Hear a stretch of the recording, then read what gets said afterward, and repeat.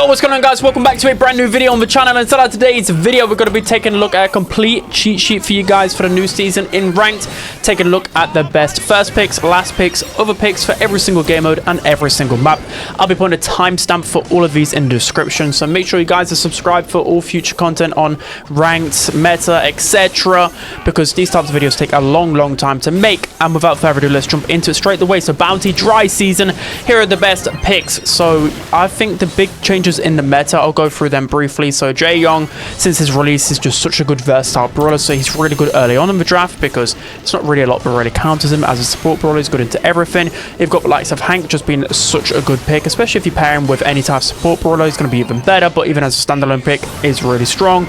Angelo is again super consistent in the bounty meta.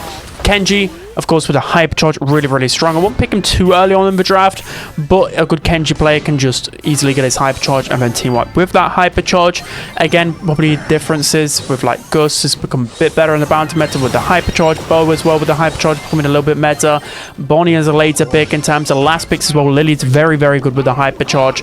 And kind of just same old here. So with dry season, just making sure that you've got kind of like one wall breaker potentially, one good sniper, maybe a throw a late pick or something that can counter those assassins. So you want a bit of everything in your composition. Before we get into today's video, I want to give a huge shout out to Repeat.gg for sponsoring today's video. Repeat.gg is a gaming tournament platform where players of all skill levels can play to earn cool prizes and cash as well. Tribe are hosting a 2000 Brawl Cup where anyone can sign up to play starting on the 16th of May. And I know what you're thinking straight away, well, aren't all the pros just going to sign up and take all the cash? Well, this is where you're wrong because any skill level can really win this tournament. And that's why I love Repeat.gg, because it gives a fair chance to everybody. And not only that, they also pay out on more than just the top 1 to 2% of players. And the Tribe tournament is super simple. All you have to do is play ranked games. That is it. The scores are also automatically done for you just by linking up your Supercell ID. And I know what you're thinking straight away. Well, that sounds a little bit sus, but trust me, they're a really trusted platform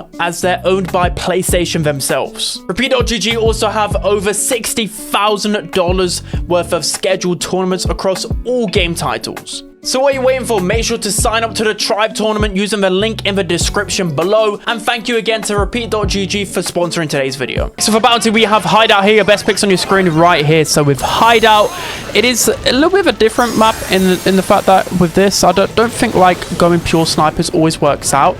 I think in lower ranks, it probably is fine. But as you get up the ranks, you do get countered pretty easily. For example, you know, like max composition can be pretty annoying. You can get pushed back really easily in your spawn in Hideout. So that's why I don't like snipers too much.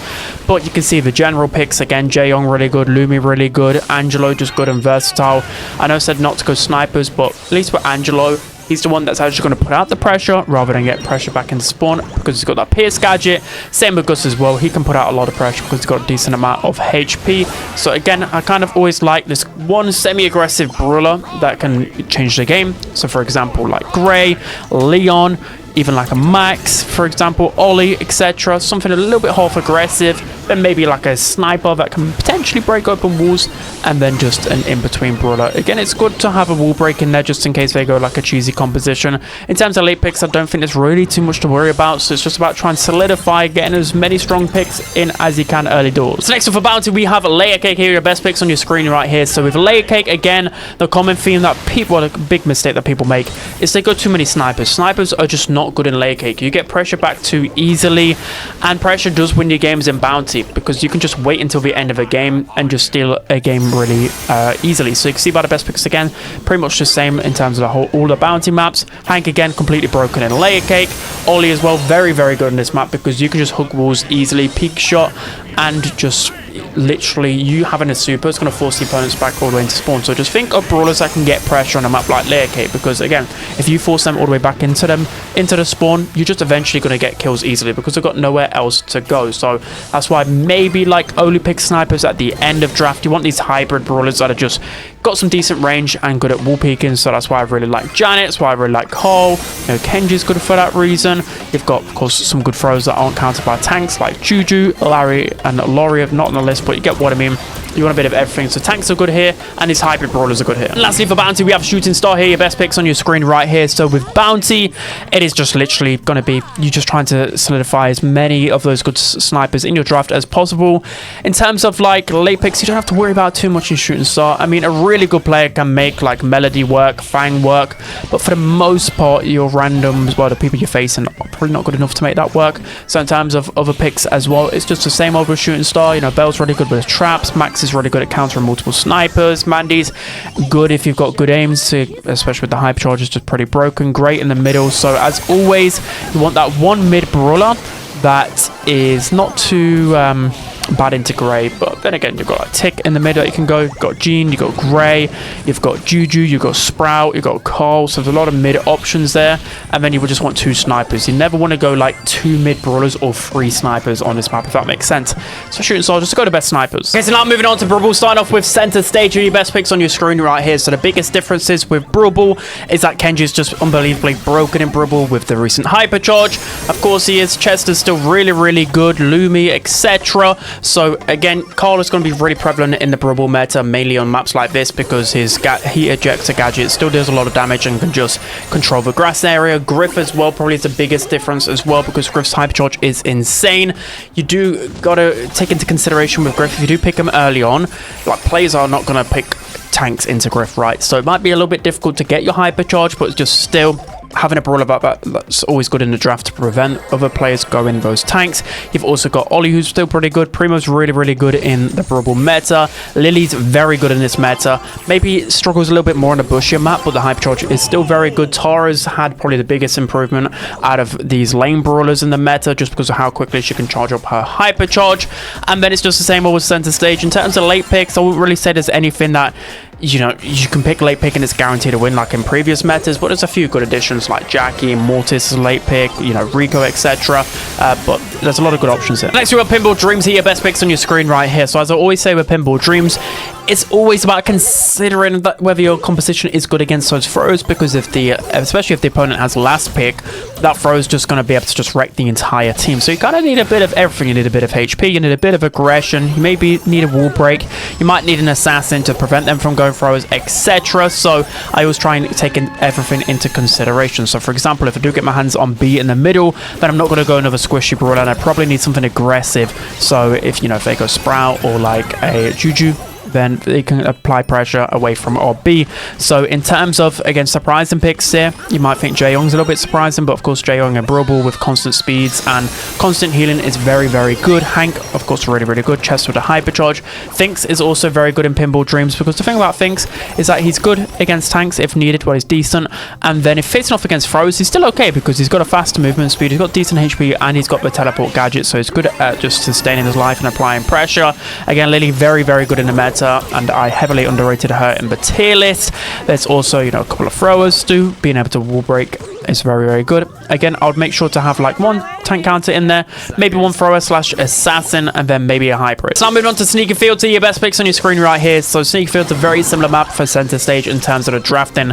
Pretty much identical, I would say, except for like Buster's just way better on center stage than Sneaky Fields. But in terms of your best options here, you've just got the same brawlers. I swear, this meta, like the thing about this meta, like it's a lot more balanced than previous ones, but it's always just the same like 10-15 brawlers that are just played consistently on certain game modes. Whereas in previous messy metas, there's just a lot more variety. So just the same, like Janet, don't pick her early on in the draft, but really good. You know, you want to go maybe even 2 tanks in this map, but at least one of them a tank counter, and then a mid brawler that can support or can be a tank counter as well. So you want a little bit of everything. Even if you're picking tank into a tank counter, it's still okay on a map like Sneaky Fields, because you want the pressure and you want to make sure that they're all the way back into spawn. So have a little bit of everything in your composition. And finally for Dribble, we have triple dribble here. Best picks on your screen right here. So a triple dribble against like Pinball Dreams, but you got to be careful of those throwers. So for the most part, you don't want to pick throws too early on in the draft, but always be wary of them, because if you pick them too early, a lot of them still will get countered by those tanks and aggro brawlers. So I will say this is not even close to a control meta anymore. Before you could go brawlers like Janet really early on in the draft, and you will be fine with it, Meeple, etc. Now it's just pure tanks, pure damage, and just running at the opponents with really good hypercharges. That's the thing I've got to mention it in Brawl Ball.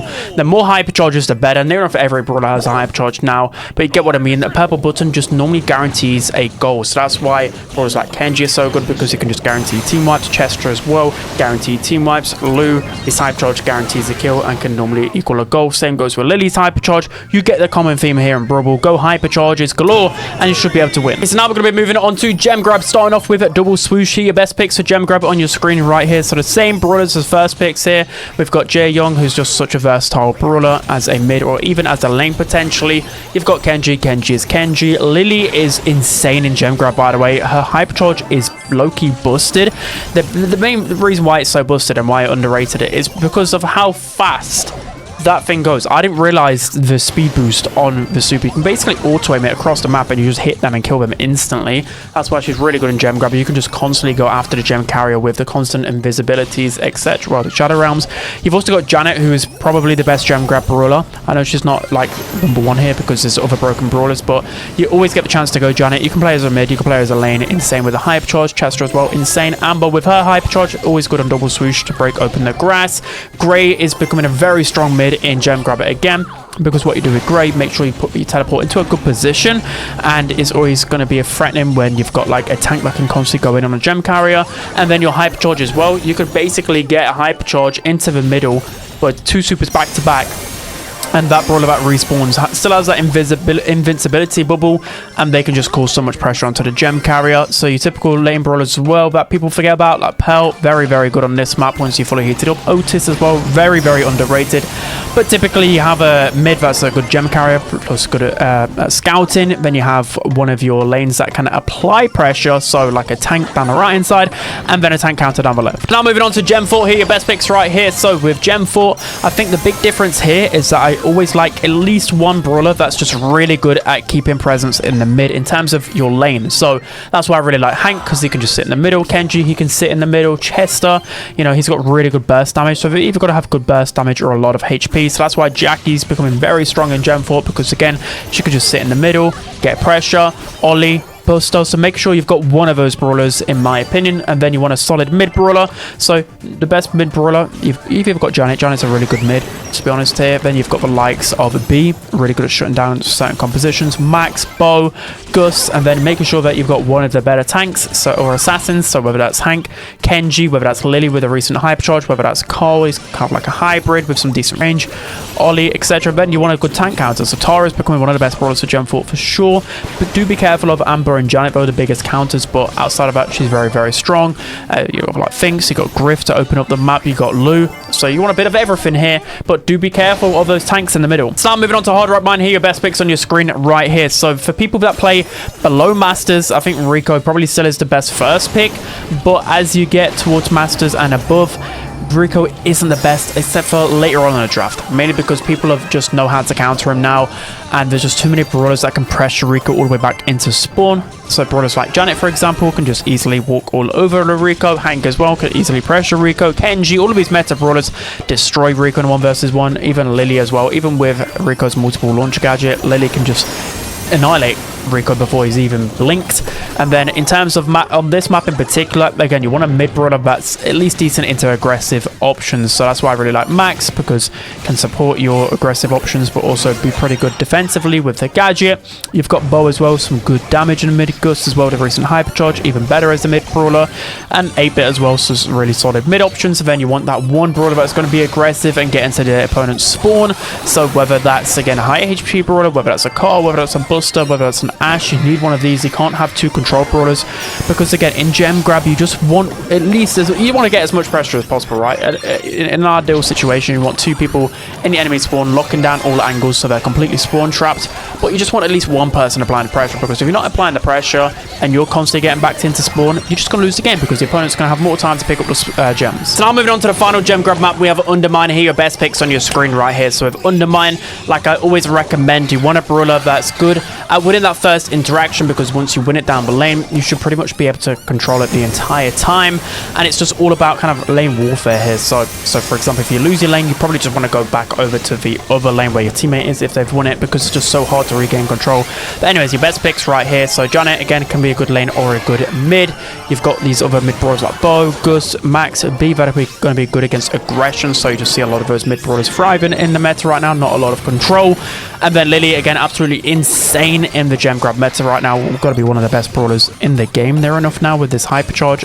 Again, I'm completely underrated. She's insane. And then you've got brawlers like Hank who are just going to be really good because his bubble can just scout the entire grass. It's completely broken. Amber can break open the grass and good with the hypercharge. Tara again. Tara only has to worry about like Janet and Amber in this meta, and then she has good matchups into a lot of different things. And then again, you've got some other late options like Sandy can be pretty good against Tara, or some other options like Chess, for example.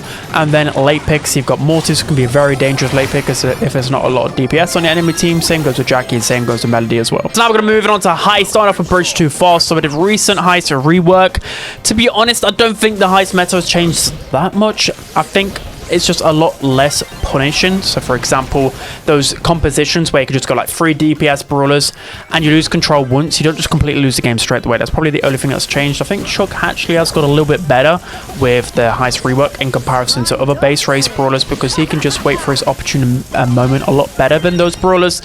So the typical brawlers, you know, Angelo's of course going to be really good in Heist, Melody, Lumi, the same old. Chuck's going to be good. Bo is very, very, very good in Heist. People don't really realize that still, even after months of telling you guys how good he is.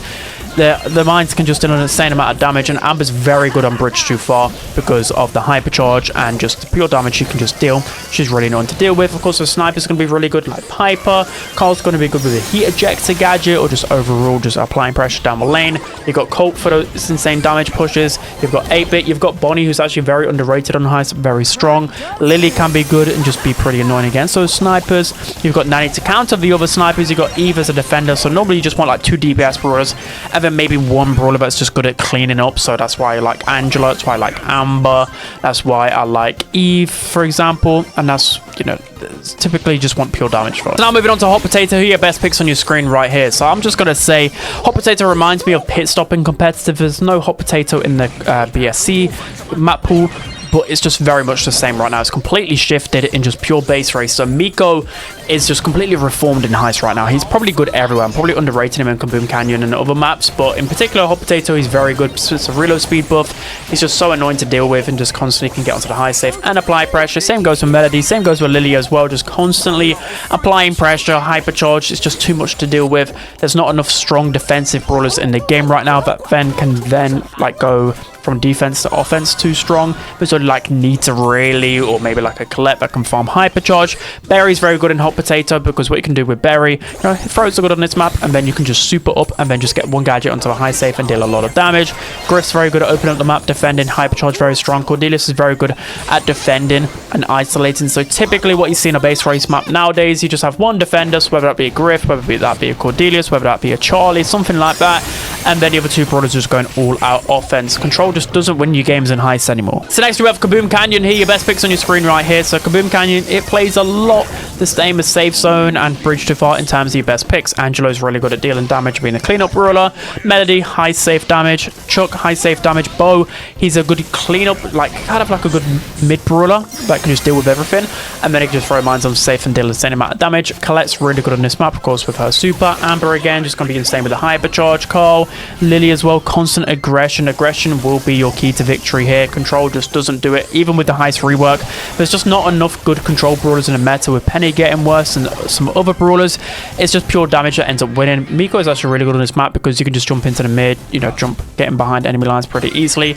You've got 8-Bit, again, pure damage. So what I recommend going is probably like a sniper that can deal a lot of damage. So whether that's like, well, not a sniper, long range brawler, whether that's Cole, 8-Bit, Amber, Piper, etc., Then you want a pure Heist Brawler that just deals safe damage alone. So again, your Colts, your Colettes, and then you probably just want one Brawler that's at least okay defensively. So whether that's an Eve, whether that's any other Brawler that can float over water, etc. Lastly for Heist, we have Safe Zone here. Your best picks on your screen right here. So Safe Zone, again, literally the same exact Brawlers for the other maps.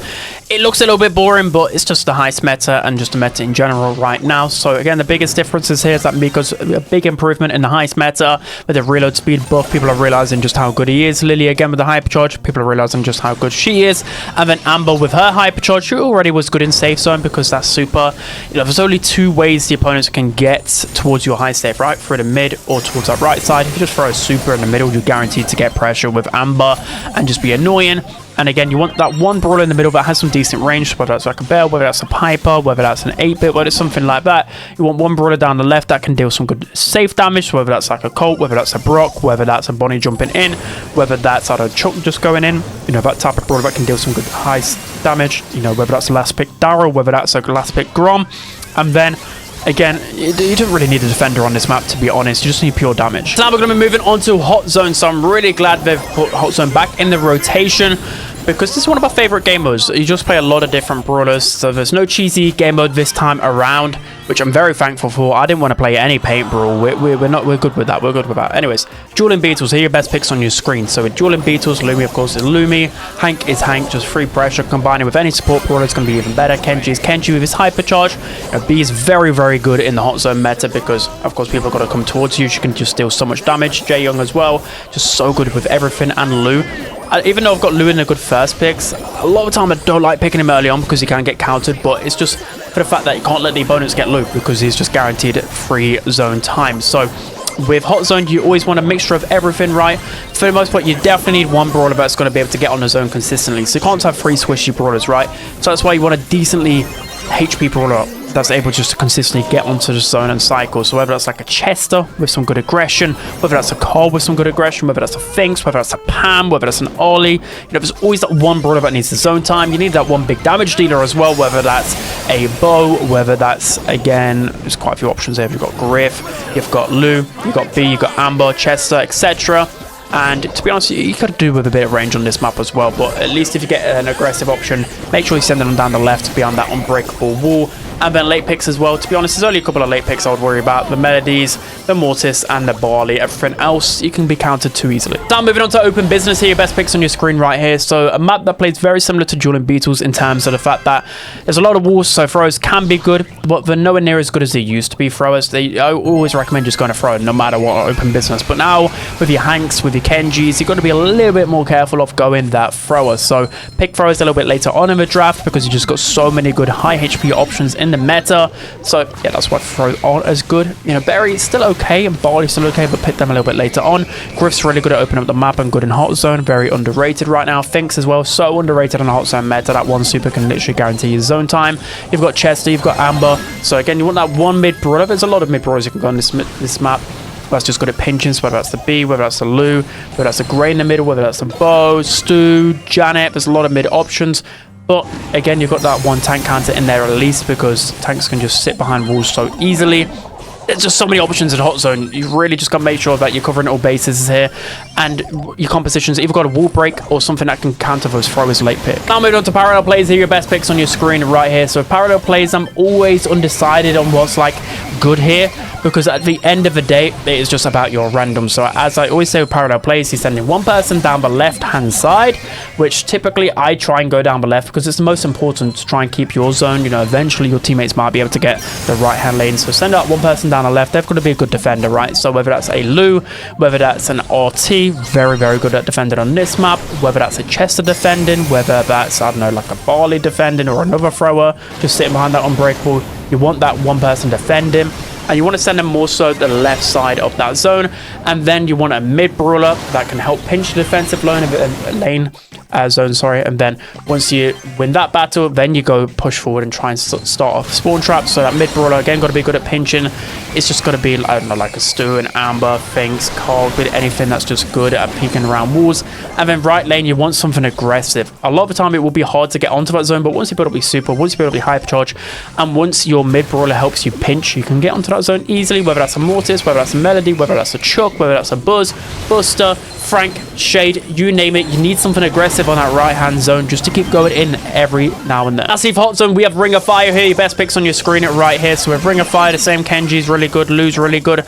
Amber is very, very broken on Ring of Fire with that new Hypercharge. Jae-Young as well, because you can just group up easily on Ring of Fire and just abuse the extra speed star power and just abuse the amount of speeds and health buffs he gets. It's just absolutely crazy. B is B on this map, so very, very good.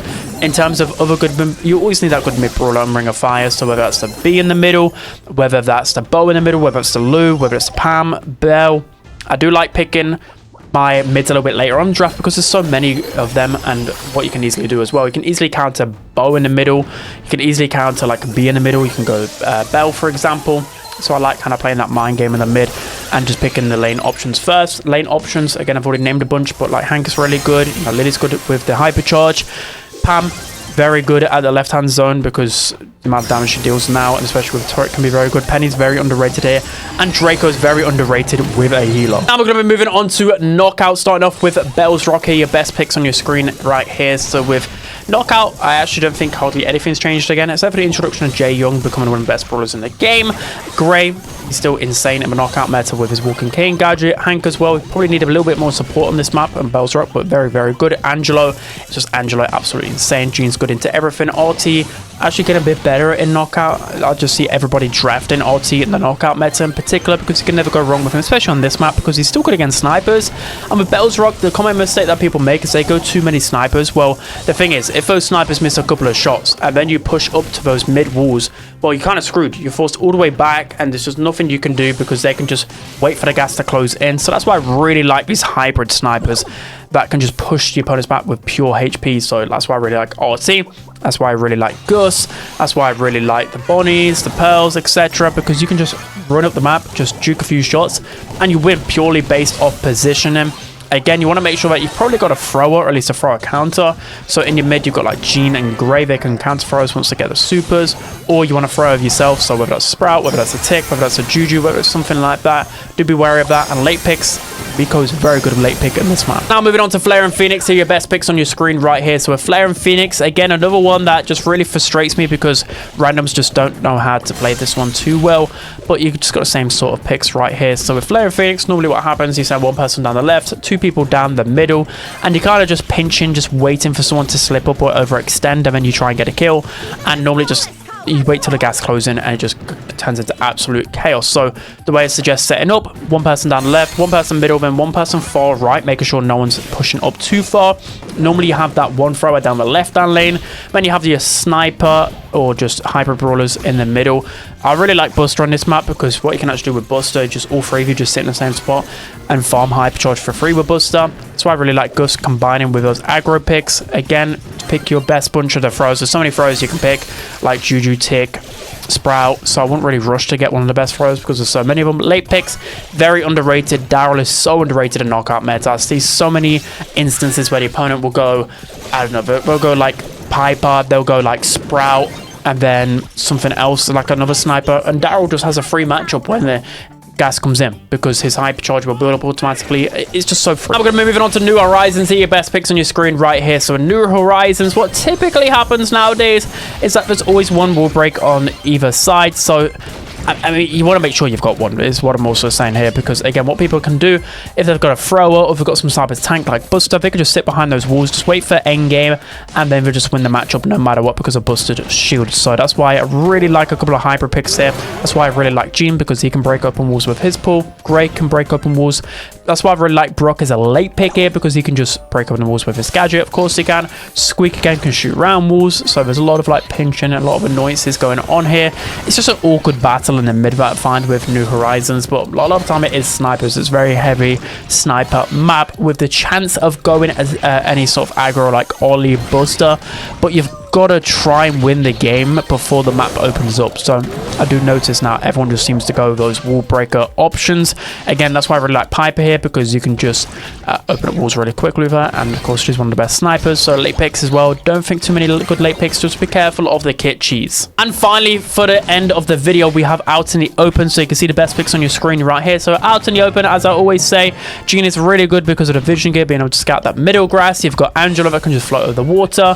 If you've got any type of wall break, it's a bonus, because what you can do on a map like Out in the Open is break that back wall, so then you can push straight away into the middle, because with Out in the Open there's only 2 choke points in your spawn.